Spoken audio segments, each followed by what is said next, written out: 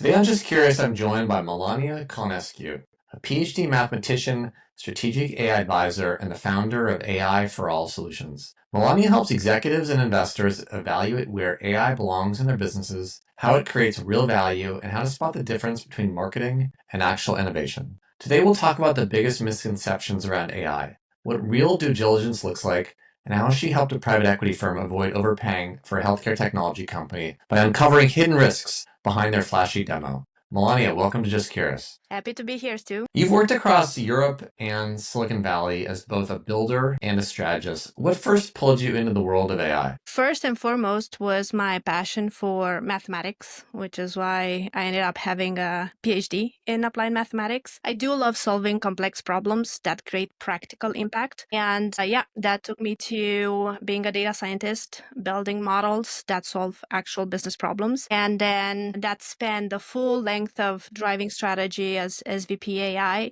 because as technology evolves, we do want to use that technology for creating real value in society. And throughout my entire career building AI ML systems, I was always puzzled not just by the mathematical problem that I was solving, but also how that plays out in the full organization and how we align technical possibilities with business strategy. How do we make sure that technology is what drives growing the business altogether? And I very often believe that that gap, because it always exists, I'm pretty sure everybody that is listening has experienced this at least once, the gap between technical side and business side, because they speak different languages. Yeah. What AI has done now with the ubiquitous use of tools such as ChatGPT is basically kind of bridging that gap a little bit, because we do use it and we feel like we understand it a little bit more. But then it created a different type of gap, that of the full confusion that is around this massive technology that I know people fear that one day it will just come and take over everything. And also the hype that is driving now executives and investors in implementing AI tools right now, or throwing money at everything that is AI first and just looking at flashy demos left and right and not really understanding what the technology is. So that's what brought me to where I am today. I do want to help people really peel the onion layers on what AI is. And fundamentally, it's just a collection of very sophisticated mathematical models. And since I do love math and solving problems, I want to transfer that over to people that have to now bring AI into their businesses, as they need to evolve, as we are all as a society kind of demanding for that evolution of the technology as well, and organizations with it. Many companies want to do something with AI, but they're not sure what. How do you help them figure out what actually matters? Yes, that is definitely the most common question I receive. And the number one step that I start is, what are your customer problems? Because in this world of flashy demos and let's be AI first, that's the fundamental question that we often overlook. Bringing AI into an organization and building it into a product or service that the company sells should start from the question, what business problem are we solving with AI? Not vice versa, as in, we got to bring AI and then we'll figure out what to do with it. So that's the number one step. Second, depending on the size of the company, depending on the industry, looking at what are the constraints, sensitivity of the data. If the company is big enough and has their own AI or data science teams or engineering teams, what are the technical infrastructure details that we need to take into account when we want to bring AI into the company? So making sure that the gap between what's possible technically versus what we want is not huge and can be achieved through a reasonable length of time implementation. Then number three is, okay, as we have a customer problem that AI could solve. We have mapped what would be the sort of integration journey. Then three, how do we evolve? AI is the type of technology, unlike previous technologies, that is evolving incredibly fast. And by the time it is implemented, AI would have changed, evolved. It will have different tools, different layers, greater understanding. So how do we also take this type of uncertainty into account as we make decisions today, what tools to use, what products to integrate AI in? So 3 first steps, because addressing these already takes quite some time and decision making, but these are the first 3 steps. We're going to walk through an example of how you work with the private equity case study, but I'd love to dig a little bit deeper into evolving. How do you help companies prepare for that inevitable future change? I would imagine that people are often hesitant to invest in something if they know it's going to change. That seems logical. Definitely. So knowing that AI is going to be more powerful, the potential benefits are going to look different in the future than they do today. How do you help organizations get comfortable with making those investments now? There are a few ways. First of all, I start with having everybody really just play with the tools. Interacting with ChatGPT or Claude or Gemini is so easy. Just asking questions, not really having to do anything more technical or more involved. Just having that interaction, kind of having that direct experience is a way of breaking some barriers. Then ideally, people would go through technical workshops, especially non-technical leaders, and a lot of executives are non-technical because they have a business sense. And even if they are technical, still this sophisticated technology is not easy to grasp across all the different angles. So going through a technical workshop where you can actually see a little bit deeper what AI is and what it does, just the standard sort of pattern recognition framework. For example, when you classify Google Photos, that was an earlier form of what we see today being Gen AI that just creates photos from a text prompted. But the ancestors of that were just being able to classify photos given specific categories. So really getting through that journey, because AI didn't appear overnight. So rounding the answer, basically starting with technical workshops and being able to get a little more tangible sense of what the technology is. And then really driving through prototypes. The easiest way to get over the fear, and I do this a lot in my personal life. Whenever I'm afraid of something, I tend to pick up a hobby that helps me conquer that fear. So I bring that into my professional life as well. Just small prototypes. Definitely when the company has a very tiny technical team or just one data scientist, they will be over the moon thrilled to build a prototype for their business leaders to showcase what AI could do for their products or services. That's sort of the key to success. I've seen it work multiple times, and because it speaks directly to what that organization does and how their customers might benefit directly from having AI implemented, just then working through such a small experimental prototype helps you get over that fear of not really understanding what the technology is. And then, yes, being able to say we do take the risk of whatever we implement today might change in 6 months, and kind of starting to develop what is called, and a lot of technical leaders know this, modular implementation.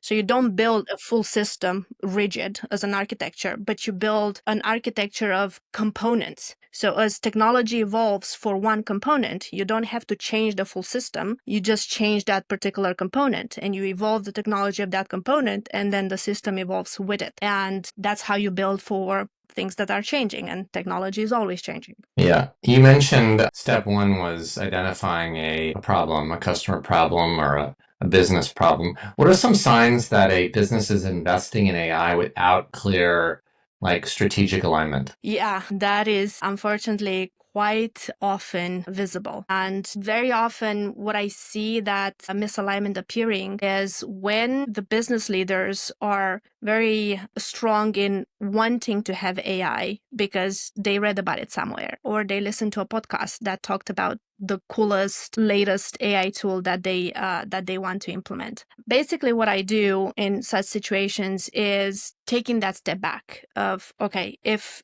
we do know what the customer problem is, if we don't, it's easy. We start with defining or the top 3 challenges that they would want to solve in order for bringing further revenue growth. But if they do have that already mapped, and then there's still the gap to, okay, what's the technical leader saying? What's the business leader saying? I just come in and create that roadmap for them. And I say, okay, you want to solve this, and this is what your technical leader is saying, where we are today. Here's how we grow together. And I present myself as in, This is a roadmap you can all change, and you can decide what you want to do with it. And I take the role of being shouted at in order to help mediate what the business leader wants and what the technical leader says is possible. You work with companies at different stages of AI maturity. How do you help leaders assess where they actually are, not where they want to be? Yeah, actually, from a work I did with a small, mid-sized company a few months ago, that's where we started. Because that gap that I talked about earlier between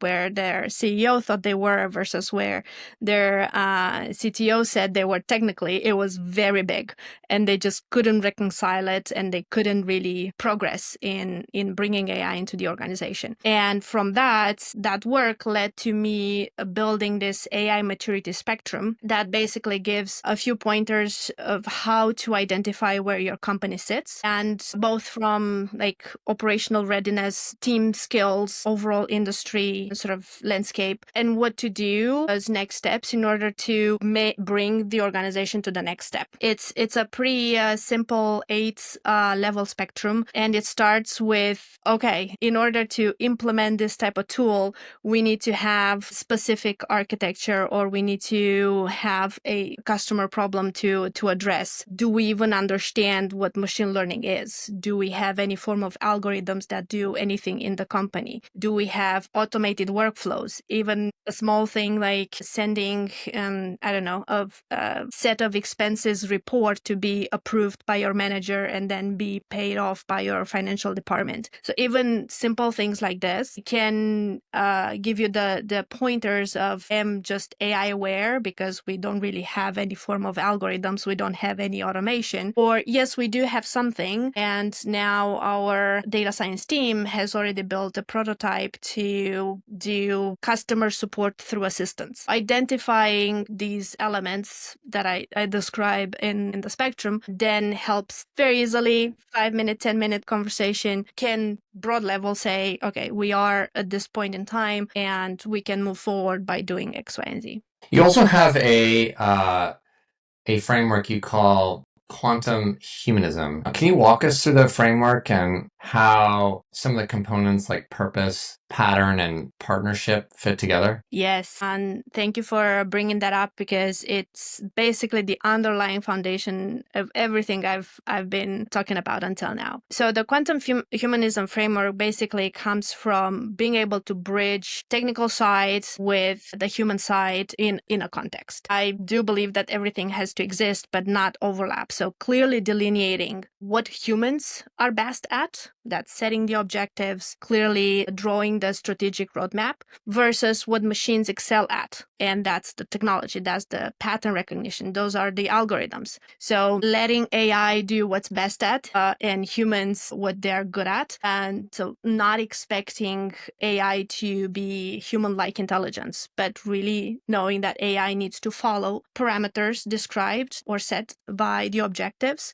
And then step 3 is, okay, as AI provides an output, then that output is thrown back to experts and leaders to evaluate given the overall organization context, industry context. So 3 pillars: purpose, where humans set the objectives of what AI should do for their business. Second, you run the algorithms with that specific set of objectives. And 3, you evaluate the outputs and make decisions after that. And how does this framework influence what kinds of questions a CEO or an investor should ask about AI? It kind of goes back to what we were talking about earlier. The first pillar, the purpose, so the human objectives, usually will take you down the path of what kind of customer problems we are solving. What do we want from AI? What would it bring us if we look 2-3 years down the line as a bigger organization, or expanding in different industries, or expanding the position we currently have as a business in the industry? So those would be the questions definitely executives would be able to address and look for answers later on through application of AI in that first pillar. In the second pillar, you get the usual questions of, okay, where are we from a technical perspective? Is our architecture, where is it in terms of ability of adoption of AI? Do we also want to have something built in-house, or do we bring in open source models that we fine-tune and be able to specialize them for the particular context of our business? So this type of technical questions will be asked and answered in that second pillar. And then the third pillar, that being the most important, is how do we think of that collaboration? Where do we plug that human in the loop step so we are basically able to evaluate at all times what AI is doing, how it is answering and following the objectives that we set, what kind of iterative decisions we might want to do as we maybe alter, adjust objectives as we see the output from the algorithms. I'd love to walk through an example of how this all comes together. You shared with me work that you've done with a private equity firm who is focused on making an acquisition in the healthcare technology space. Tell us about that engagement. Where did it start? What did they come to you with? And then let's walk through how you helped them avoid making a large mistake. Yeah. So normally the way I work with VCs and private equity firms is I come in as they ask me to do a technical due diligence on one of their portfolio companies, or they are looking to acquire or invest into a new company, and they're not really certain that the technical description that they received is very solid, or they feel that something might be hidden or not clearly explained. And of course, as they are going to throw serious money at something, they want to make sure that they understand all the angles. This particular case is a lot more just day-to-day life than normal. It started with one of my collaborators at the private equity firm that was completely shocked by how much they had to still pay after having a medical procedure done. And investigating that, they actually discovered that the codes that were written by the medical staff after the procedure they had done were the wrong ones. And then the insurance company just reimbursed according to the codes they received. Didn't know what the procedure really was, because insurance companies, they read the codes and reimburse accordingly. So in the full sort of healthcare sort of financial universe, which is called revenue cycle management, there's a number of companies that work at different steps in this whole workflow that starts from patient registration all the way to insurance verification, all the way to you as the patient receiving money from the insurance, or having the insurance pay the claim, or you having to pay whatever is owed. And because the length of this workflow is so huge, covers this very many steps, a lot of errors appear, either medical billing, or in this case, the medical codes were wrong. And various startups looking to bring AI into the healthcare system are targeting this particular area of the medical codes, because this is currently still being done almost always by humans, and it can lead to a lot of errors just because people are overwhelmed, or systems are still legacy environments and things are not working the way they should. So this is an opportunity where higher automation can actually benefit all the players in that entire financial workflow. And in this particular case, the person at the private equity firm, because they were particularly annoyed by the issue they were exposed to individually, looked for investing into a company that actually helps solve this problem. And as they found this kind of small to mid-sized healthcare technology company, everything looked really good in their marketing materials, because they did present something called autonomous coding reading. So being able to really automatically, just through algorithms, interpret all these medical codes without much human supervision. And that seemed really too good to be true. And that's when they brought me in to see, is this really working as automatically and autonomously as they are saying, or are there some hidden details that we should be aware of? And that's how I started the engagement with P4 that technical due diligence on this particular healthcare technology company. And I did follow my quantum humanism framework. So I started with the purpose side. So again, what are the customer problems that the company was solving? So being able to alleviate the rather large human effort in transferring these codes from the medical side to the insurance company side. And as they have a product for doing that, is their revenue as a business fully linked to this product? How much of this product is truly autonomous, so truly driven by AI, or how much of it is actually still requiring the good old traditional human intervention? So really being able to understand how much of the revenue that the company was bringing in, how much of that was created directly by AI, and were there healthcare clients utilizing this feature of autonomous coding or not? Then that means that AI was not necessarily driving the mode of the company. It was just the overall product. So that was the first part. During the engagement and during the work that I did, I did discover that autonomous coding was not really as autonomous as they were claiming in the original sort of valuation technical documentation, but it still required quite a lot of human review. And that How do you discover that? Out of curiosity, how did you find out that what they had promoted was not actually what was happening? Yeah, so it was actually quite a lot of heavy conversation, because they were not very willing to share how it actually works.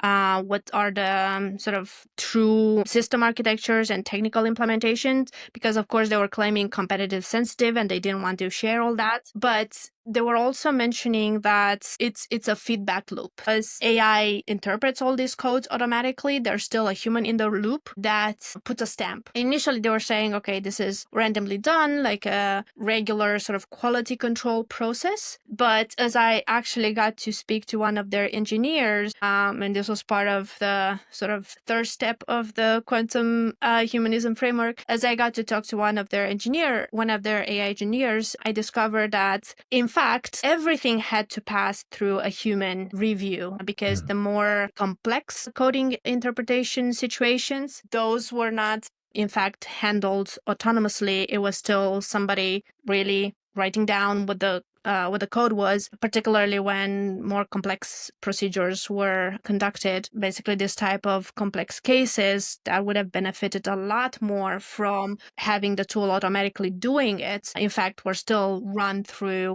humans. The differentiation between what's a complex case that needs to be fully done by humans versus something that can be partially automated was done by just running an algorithm that this particular engineer was in charge of. And he was just one person. So if he went on holiday, the system didn't necessarily work, which was a huge risk, because one person dependency, when you claim full autonomous system, is just, they of course are not equal. So that's basically how I uncovered what's the difference between what they were claiming versus how it actually worked in practice. And what did that mean for the investors? Did they ultimately pay less for this company? Did they walk away from the company? How did they use what you'd found? So they initially of course wanted to walk away from it, because this gap between the claims versus how it actually worked in practice was pretty big. At the same time, when we fully assessed the technical debt, the architecture, and what their data science team was working towards, so really building more complex algorithms that can, once ready, do this autonomously or automatically. That sort of roadmap brought back the confidence that the PE firm had that the company is valuable. But the strongest argument was the proprietary data that they had from their clients, because they did have a pretty steady, reliable client base that had implemented the system that they had. And that data, that is definitely the the type of advantage and moat that is hard to replicate by somebody that just comes into to the field today. Even if they do have the tooling, that data set actually fine-tunes and personalizes the model to really respond and give the correct output. So that was a very strong argument, plus the roadmap of how they were going to improve things brought, in the end, this turned into a deal, but the value of the deal was significantly reduced. Gotcha. That's a great example of how you can use your frameworks to cover rather, but also avoid risk. I'd love to, as we come to the end of our conversation, ask you some questions that hopefully can inform how people pursue their own AI initiatives. And I guess the first would be, what's one question that every CEO should ask before approving an AI project? Should be show me the proof, because very often they get to see the flashy demo. So something that works in a very well-defined environment. And when you take that and you put it into real life production ready scale, very often it falls apart. So being able to get to that level of, let's do a trial, let's see how this works for my particular case. Because another thing that a lot of AI tools are doing today, they try to sell this one size fits all type of tools, which it's hard to really have function easily because the data is very different. Each organization would have a very different architecture, and when looking at the data infrastructure, that very often cancels the idea of one size fits all. So number one, show me the proof of how will this work for my particular case. And that can either lead to a success and things can move forward, or it can be a clear, no, this is not going to happen, we move on. What's the biggest misconception you see about AI in either pitch decks or in boardrooms? Just one misconception. I would say this idea of AI is human-like intelligence definitely disappears in the boardroom. And that also creates that gap between where business leaders think they are versus where the technical leaders say they are, because we interact with ChatGPT. We write a question, in a split second, we get an answer back. And a lot of business leaders think that is how AI should work in practice. You bring the tool, half an hour later, it needs to be working and it needs to do what everybody said it would do, which is, it's not reality. So that misconception of expectations versus reality, maybe not misconception, but rather a gap, that's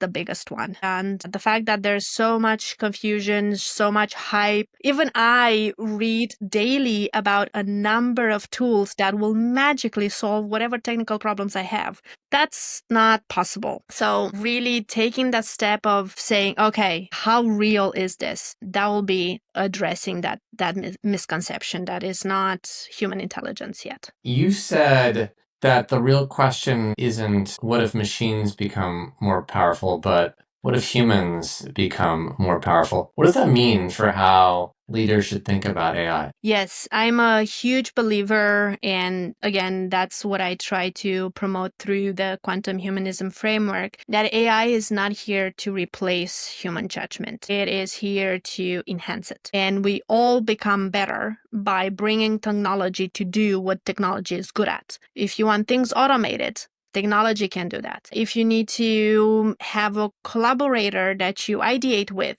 and you need that collaborator to really be a clone of yours, but not really a clone of yours, to give you different ideas, you can use the technology for it. If you want to quickly prototype something just because you want to test an idea and your team is really busy delivering actual project and implementations, go do that with the technology. So I see AI as coming as a tool, very powerful tool that we should also train ourselves in using and not just take whatever it says as that's exactly what it is, and use it for our purposes to become better, to learn more, to be more efficient. Awesome. Melania, thank you so much for coming by. Just curious, sharing your perspectives, examples of how you've helped organizations not only use AI to create value, but also avoid making mistakes by understanding what it's doing and but it's not. So yeah, thank you for coming by. Thank you for having me, and